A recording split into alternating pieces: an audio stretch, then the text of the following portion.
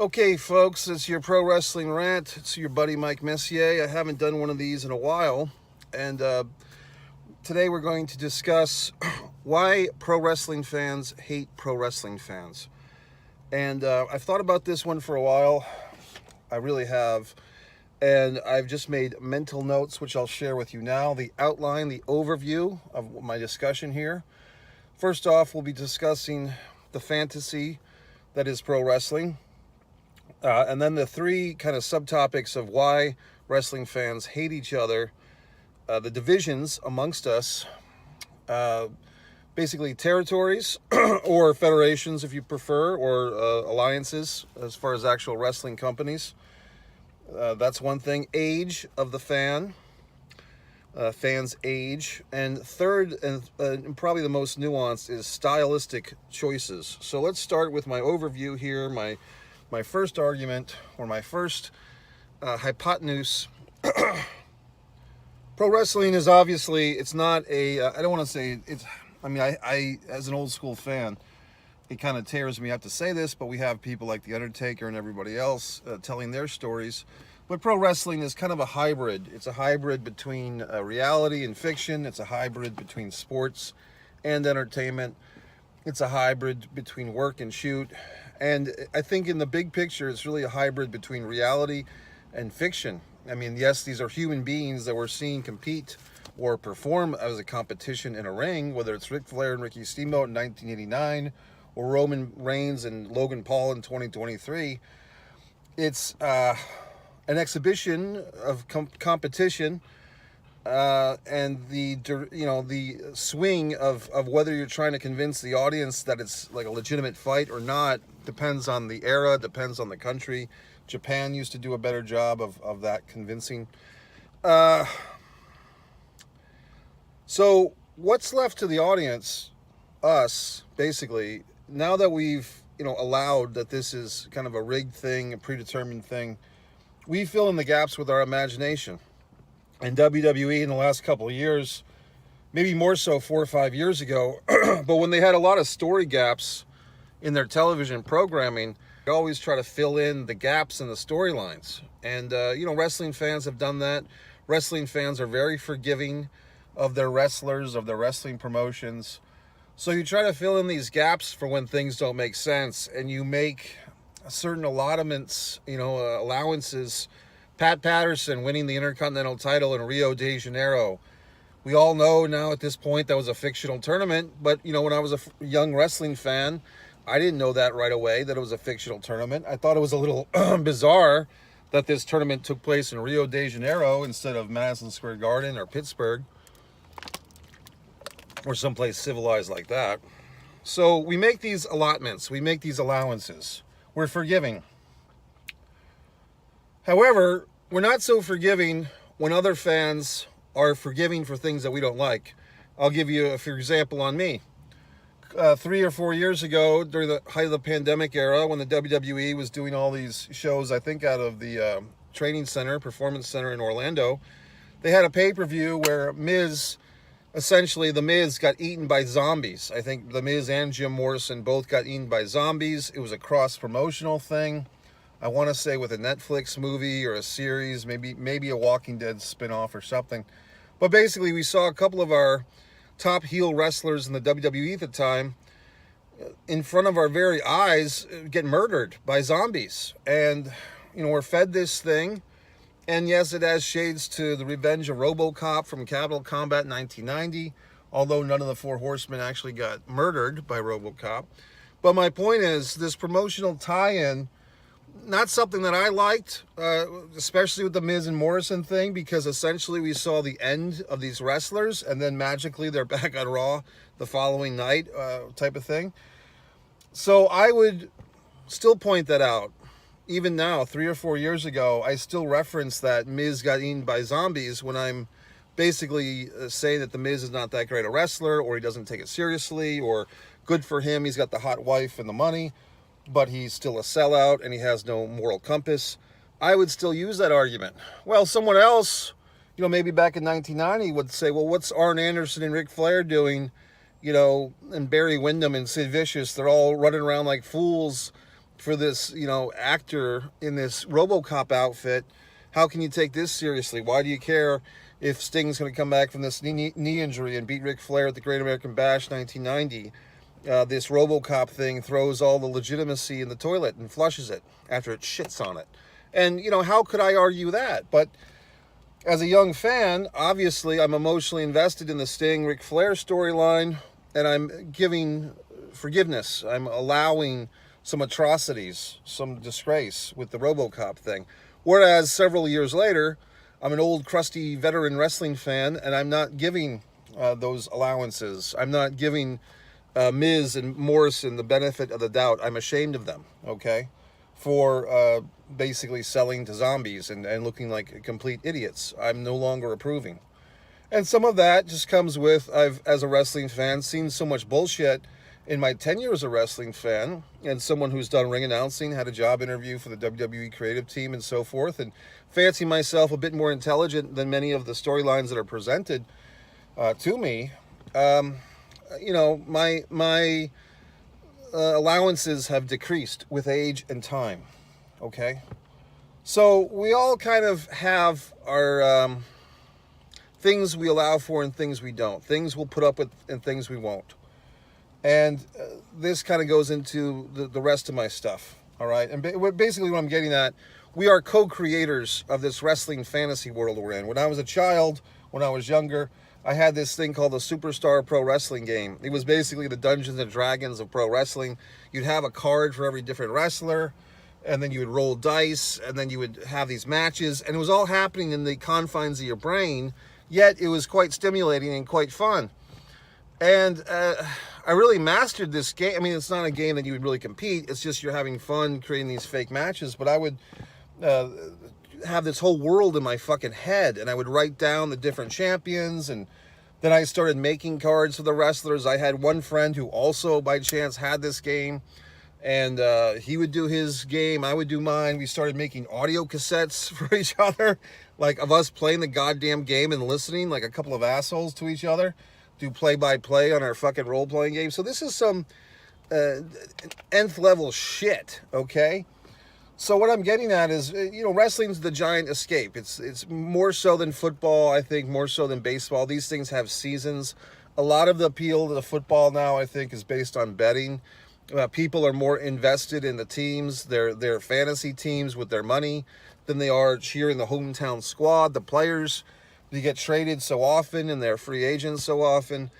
The loyalty to the costume, to the uniform is no longer there. The home city, it's not there as much. So people change, okay? And we're not as naive as we used to be. At least we don't think so.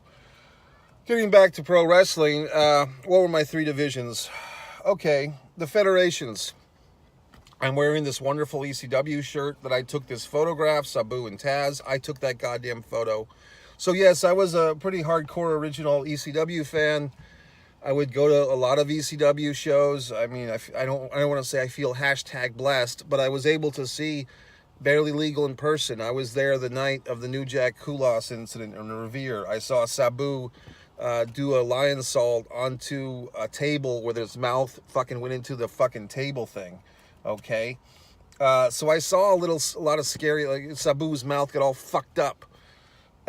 Because he basically guillotined himself on a fucking table thing, a fucking leg of a table. So I saw these things with my own two eyes.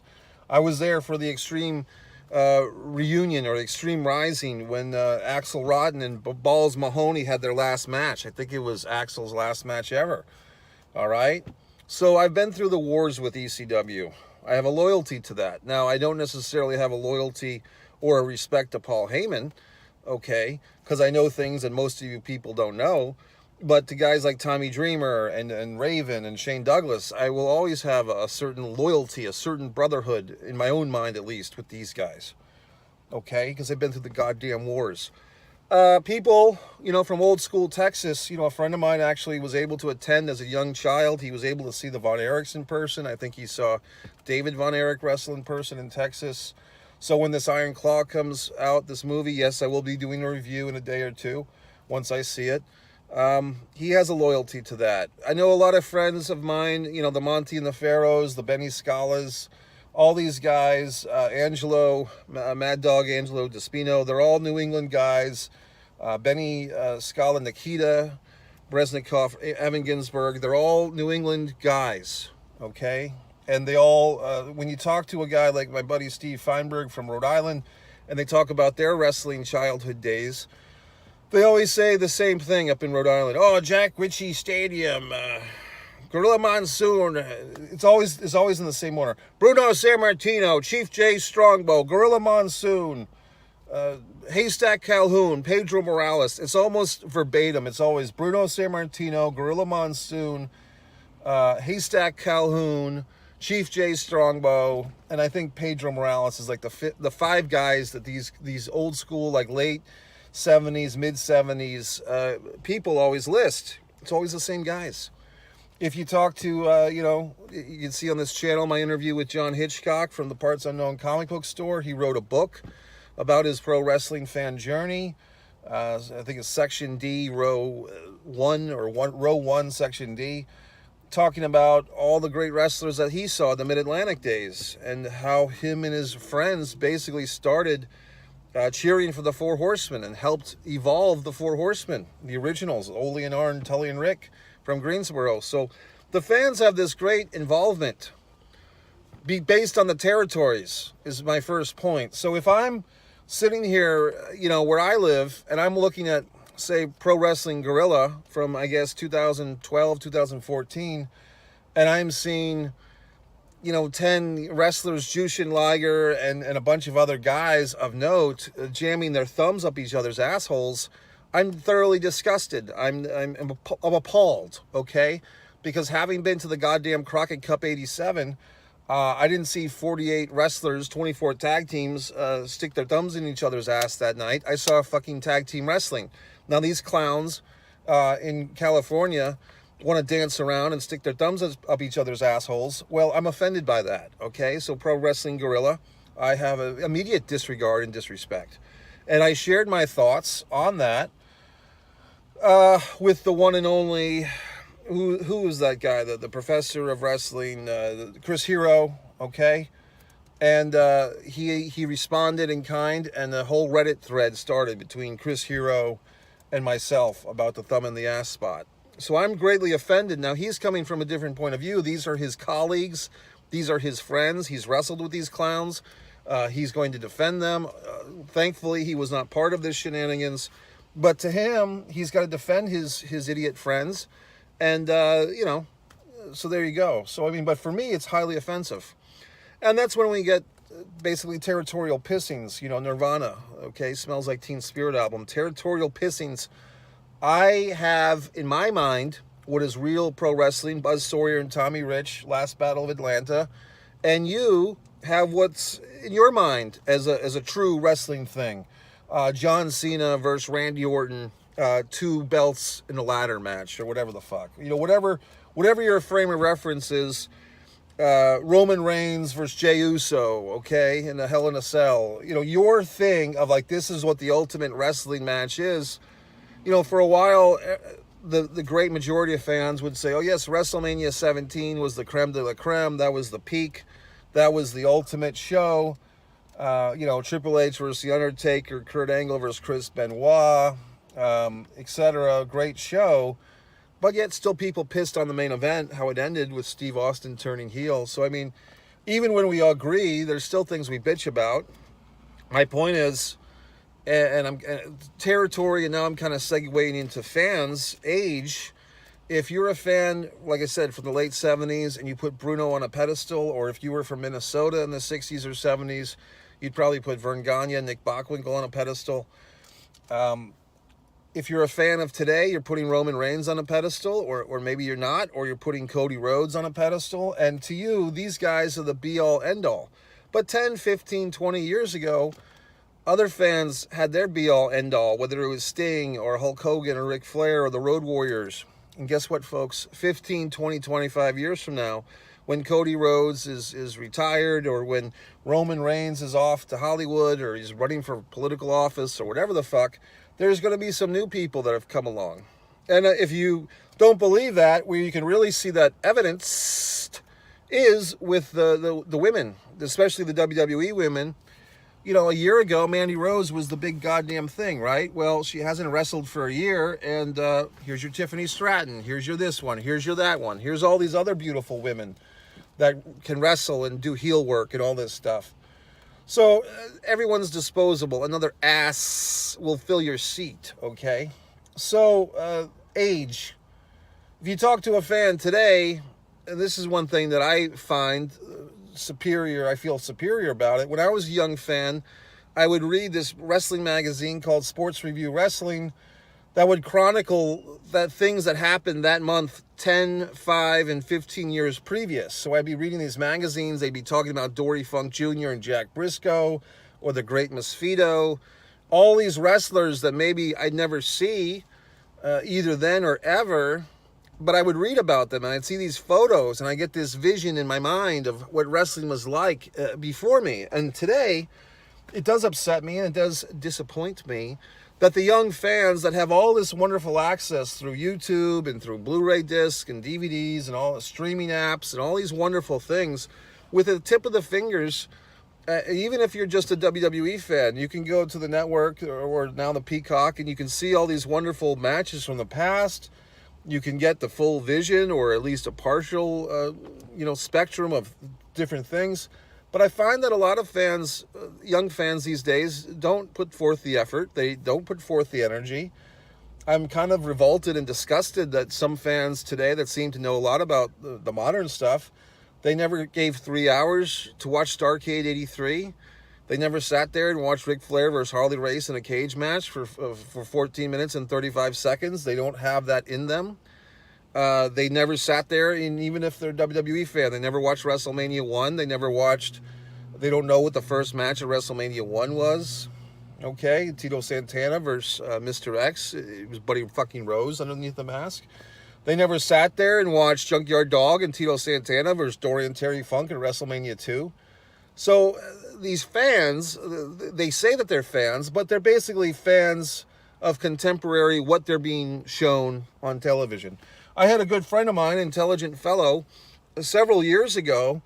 We were basically killing time around the holidays, and I said, hey, we had time to kill, a friend of mine and I said, hey, buddy, you want to watch, I got the Survivor Series from last year on DVD. You want to watch it? And he was shocked. What do you mean? What do you mean you have the DVD? I'm like, well, I got the DVD of the Survivor Series from a year ago. We put in the, watch it. And he was so confused, basically befuddled, that I would be watching a wrestling show where the results were already known, that I had on disc. Like, it was shocking to him that I would watch something that wasn't live happening that minute. Like, this never occurred to him, that you could, that you could get enjoyment from watching wrestling matches where you already know the result. Maybe you've even seen the goddamn match before. Or just, for just the enjoyment of watching it without having to have that extra layer, which I do enjoy too, of not knowing who wins or it being in live time. Well, to me, that was just foreign, because for me as a young fan, I always enjoyed watching, the best matches a few times over and over. You tape a Clash of Champions and you watch Dr. Death Williams beat the Stallion 3 or 4 times during the week. It would be wonderful. And you wouldn't think about, like, why is this wrong, or am I wasting my life? You know what I mean? But in any regard, it's just different fans have different approaches, which kind of goes back to my first point. We all have our little vacuum. We all have our little vision of what wrestling is supposed to be and how you're supposed to enjoy it. Are you supposed to enjoy it in live time? Can you tape it and watch it later? Do you have to be ignorant of the results to fully get the maximum enjoyment, or can you know the results? We all have our little rules, our little divisions in our mind, and if somebody comes along and fucks with those rules, it upsets us. We get upset. So there's that. What else did I say? The territories, the age, the style. Now here's something where I kind of go off, as you know, the angry wrestling fan, me, Mike Messier, and I'm trying to be less angry, trying to, coming to the end of 2023 or whatever the fuck, trying to be more open-minded to you fucks. But basically, the style, there, a lot of people today will accept, we call it the choreographed or the gymnastics, the men's gymnastics, where, oh my God, they did a Meltzer driver and they did 5 Hurricane Ranas and they did a fucking 619 and they, the flippy dippy shake. I mean, even Jim Ross on his podcast always bitches about the one guy going to the top rope, doing a backflip out of the ring to the floor, and 4 or 5 guys standing around like bowling pins to catch him. I don't like that either. I mean, the first 1,000 times I probably thought it was cool, but now I don't. So the point is, we all have our kind of logistics, but as I get older and more ornery, I mean, I was talking to this nice gentleman from Texas about this on Referee Joey's podcast. What if you had a wrestling federation where guys didn't bounce off the ropes? Like if you really think about it, one of the greatest tells of pro wrestling being, less than on the surface as a fight is guys getting thrown an Irish whip into the ropes and you magically have to bounce off. You know what I mean? I can't stop it. I mean, if you look it up, I remember seeing Jerry Seinfeld before the Seinfeld show. He did a fucking stand-up bit on David Letterman on the old 12:30 NBC show where Jerry Seinfeld tore into pro wrestling and he's like, I can't stop running into the ropes. I have no control over my body. So it's just silly. I mean, if you really look at it, just throwing someone into the ropes, they can't stop their feet, and then they have to bounce off, and then they have to come back, and they have a pretty good idea that they're going to get smashed with a clothesline or a kick to the belly or a belly-to-back suplex or a tilt-a-whirl or a sidewalk slam, and yet they still continue to bounce off the ropes. And I posted this on Facebook once upon a time, not too long ago, and some fans said, well, Mike, you have to say that the person who's getting thrown into the ropes, he's choosing to run off the ropes because he's trying to do his offense, and now it's just a race to see which guy gets their move in first. Okay. So, I mean, this fan is making an excuse and an allotment, a justification for silliness, whereas I, like I said, having been around the goddamn block, I'm a little sick of the fucking Irish whip into the ropes. I'd like to see a wrestling thing. The closest thing I can think of is that World of Sport from, once again, I think the 1970s or 60s in Britain, UK, where I don't think they did a lot of bouncing off the ropes by my memory. I don't think it was a across the board thing, but I think that was held to a limit, or maybe that UWFI thing from Japan, that pseudo shoot fighting. So my point is, different styles. I keep going back to the Miz and Morrison getting eaten by zombies, but you could say, well, gee whiz, Mike, there's always been horse shit in wrestling.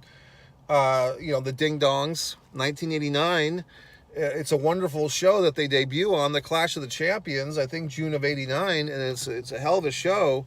It was like 100 degrees in that National Guard Armory, I think in North Carolina, Fort Bragg, and they're having this NWA Tag Team Title Tournament, the Freebirds, the Road Warriors, the Dynamic Dudes, all this excitement. Actually, the Road Warriors weren't in that one. They were already eliminated. But the the fucking Freebirds, the Midnight Express, the Dynamic Dudes, the Samoan SWAT team. And in the middle of this show, they have this, I believe it was that Clash. I want to say Clash of the Champions 7. They had the debut of the Ding Dongs. Look, and everybody has shat a brick on the Ding Dongs. I mean, they're right up there with the goddamn Shockmaster as the goofiest gimmicks and so forth. Guess the fuck what? Your buddy here, Mike Messier, I wasn't really offended by the Ding Dongs. I thought it was kind of an interesting gimmick. They were actually 2 very good wrestlers. They were an established tag team on the indie scene. It was a goofy gimmick, but I thought that they did it well. And I thought that as like an annoying heel thing, it kind of reminded me now that I think about it of Jimmy Hart and the Megaphone. Like I actually attended live WWF house shows where Jimmy Hart would be on that goddamn megaphone talking to the Hart Foundation with this whole fucking microphone for a megaphone for hours on end or for minutes on end. So my point is, I thought the Ding Dongs wasn't such a bad idea. But I mean, pro wrestling lore will tell you it's a shit sandwich on rye toast. So my point is, once again, the apology thing, how much are you willing to tolerate? The stylistic thing, look, I have a lot of respect for the Japanese wrestlers, the Japanese style, strong style, so forth. What has always stopped me from being a bigger Japan wrestling fan, quite frankly, is the lack of commentary available. I mean, I don't speak Japanese. I don't understand Japanese.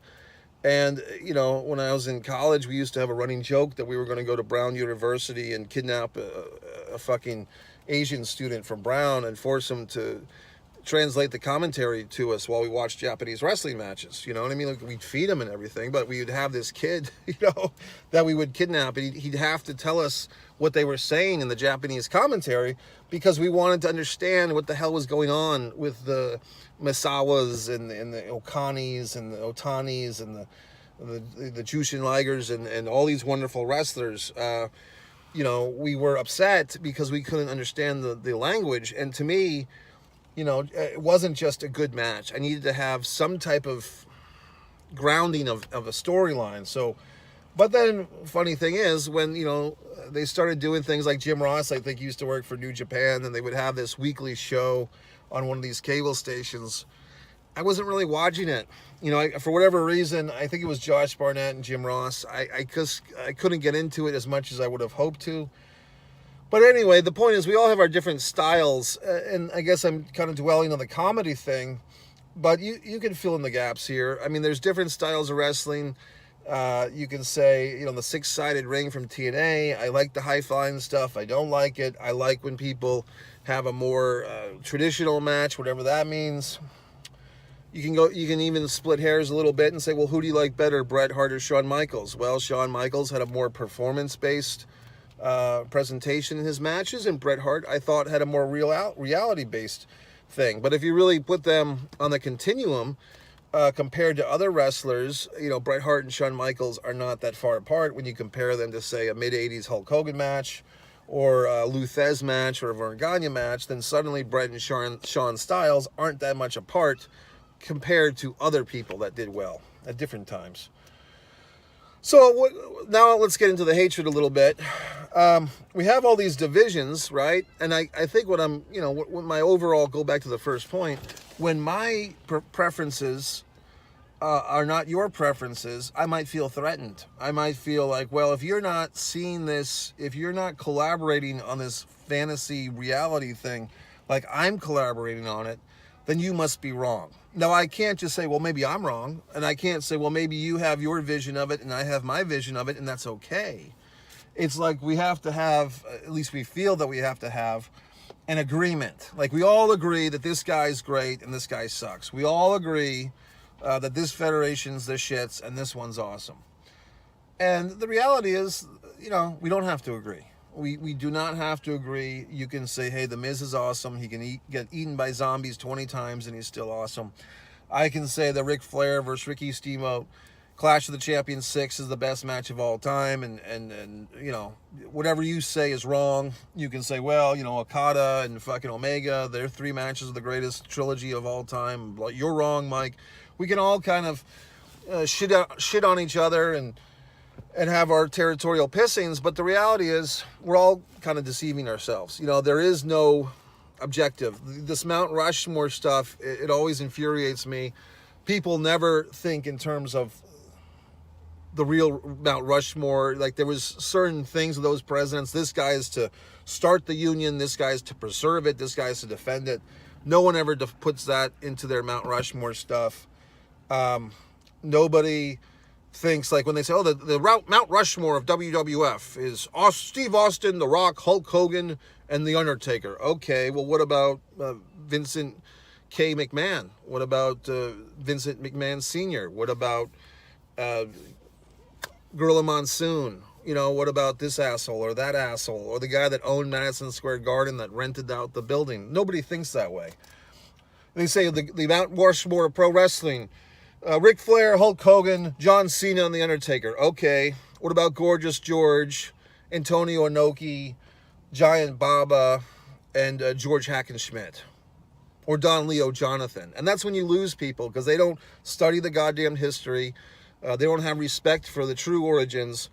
There's a whole heap of fans that have basically gotten their wrestling information from WWE home video, DVDs or Blu-rays or whatever the fucks, or the network. So when you're just basing your opinions on something you saw on a program or a DVD from a company, you're not getting the full picture. Well, that's it, folks. I might have to come back with part 2 of this. This is your buddy Mike Messier, MikeMessier.com, One Pro Wrestling and Sports Fan YouTube channel, One Man and the Camera Films, One Mike Messier for my film reviews. I will be seeing the Iron Claw soon. If you like this video, share it, thumbs up it, and buy all my books and things. Mike Messier.